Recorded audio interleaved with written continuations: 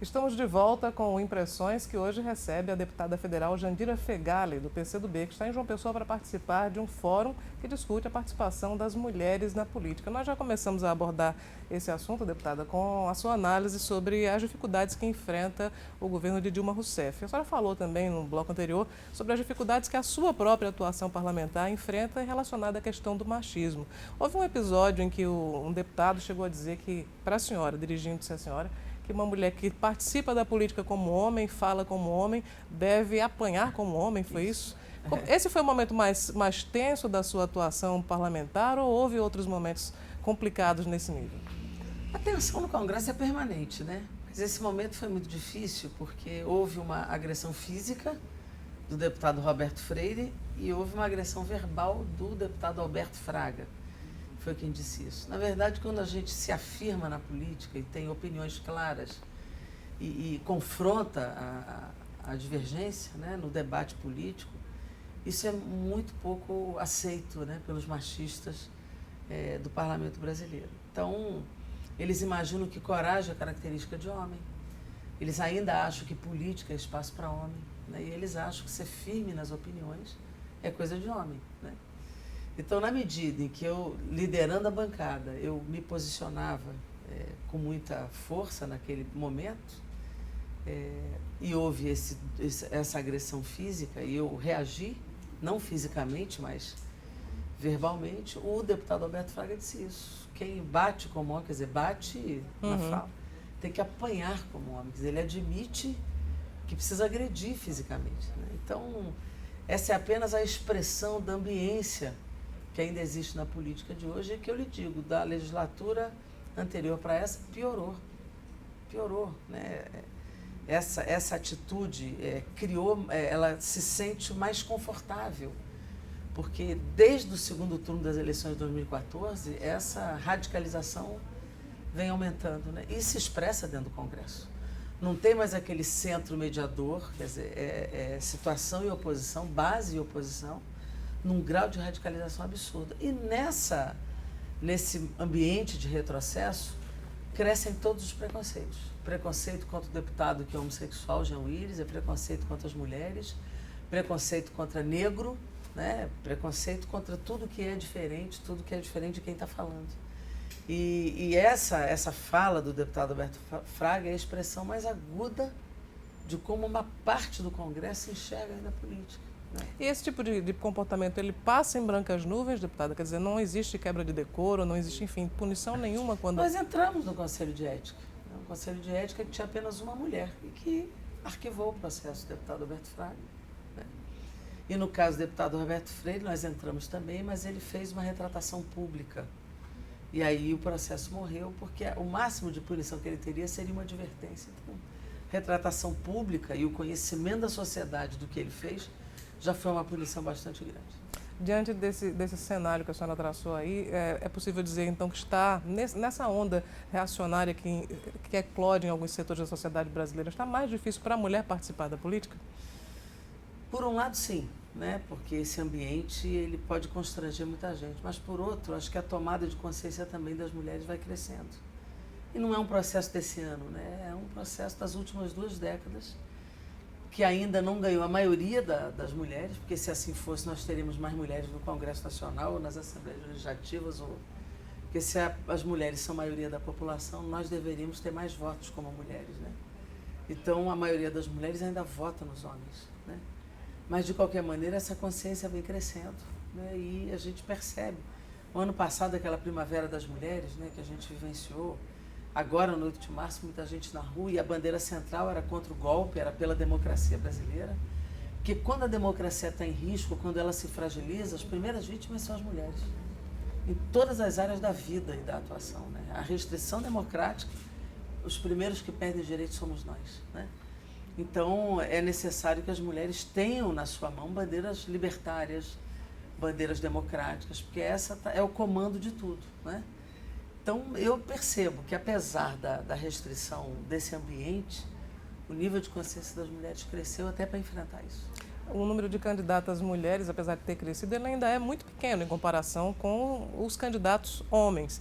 A que a senhora atribui esse tipo de coisa? Há fatores da vida prática, por exemplo, o terceiro turno que as mulheres normalmente enfrentam, que desestimulam a participação das mulheres na política? Esse é um fator. As mulheres são muito mais sobrecarregadas, né? E culturalmente mais cobradas e exigidas também. Mas existe o pouco estímulo das forças políticas, dos partidos políticos na convocação à luta das mulheres, né? Então eu percebo nitidamente isso. Você veja, mesmo na Câmara, o PCdoB proporcionalmente que tem mais mulheres na bancada, né? E nós há 4 anos temos líderes mulheres na bancada, né? E nenhum outro partido tem líder mulher. Agora eu saí da liderança, passamos para outro deputado da bancada, não tem nenhuma líder mulher mais na Câmara. Nenhuma. Então, assim, existe uma restrição à participação das mulheres, não é no discurso, é na prática. Mesmo a cota nas chapas, que é lei de 30%, muitas vezes essas cotas são absolutamente cartoriais, não existem as campanhas.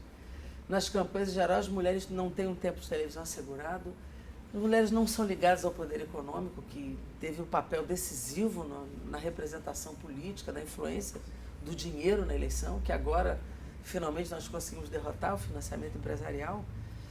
Mas as mulheres não têm recurso, não têm tempo de televisão, não têm militância, já não tem como eleger, né? Então as mulheres se retraem na entrada para os partidos, porque esse espaço não é de fato real. É um espaço fictício que não faz das mulheres protagonistas das campanhas, das direções partidárias e nem dão relevância à pauta de gênero, à pauta feminista dentro das suas organizações partidárias. A senhora, até para citar como exemplo para outras mulheres que tenham um interesse de entrar na política ou que já estejam, de alguma forma, estejam desestimuladas, como é que a senhora tem conseguido quebrar essas barreiras todas, que não são poucas, e conseguir figurar, por exemplo, entre as 100 mais influentes do Congresso Nacional? É uma história, né? Eu acho que, primeiro, não é sem custo pessoal, né? Claro, sou mãe de 2 filhos, a cobrança existe, não é fácil, eu tenho que ficar parte da semana fora da minha casa, né? Então, não são sacrifícios pequenos, mas é compatível, né? Os filhos estão aí com valores importantes, estão sendo criados com todo amor, com toda proteção e com presença apesar de tudo, né? De acompanhar a escola, de acompanhar o pediatra, a formação, o dever de casa. Faço dever de casa também. Uhum. Então, há uma exigência muito grande de quem milita na política. Não são 2 jornadas, são 3, 4, né? Porque você trabalha fim de semana, você tem que estudar muitas vezes até de madrugada para poder escrever, depois que o filho dorme, né?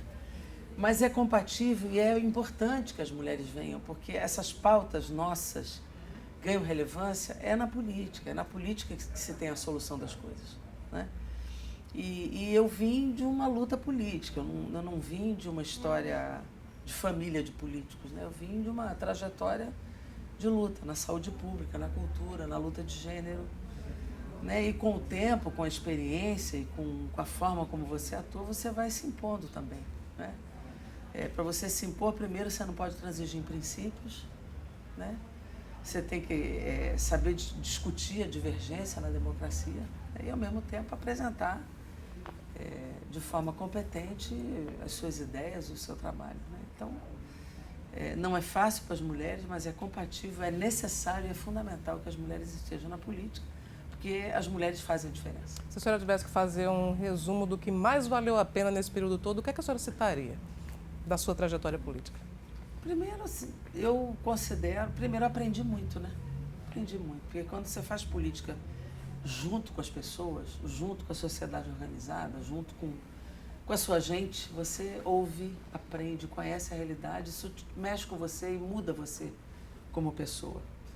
Inclusive, quando relatei a Lei Maria da Penha, né, e tenho muito orgulho de que a lei, que o texto que está em vigor tem a minha assinatura, né?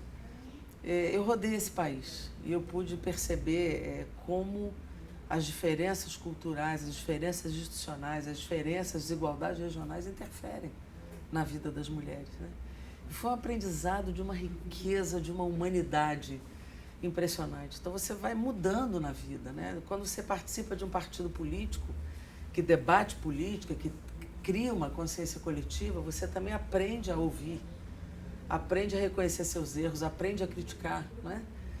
E na medida em que você elabora leis, que você participa da luta do povo brasileiro, você contribui objetivamente para a melhoria da vida das pessoas.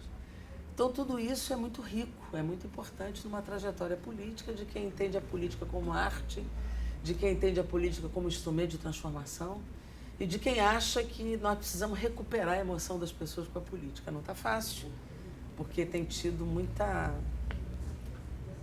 uma prática muito ruim, né, em muitos ambientes da política. Mas uma das metas é recolocar as pessoas emocionalmente vinculadas a esse aspecto, porque não há solução individual para nada.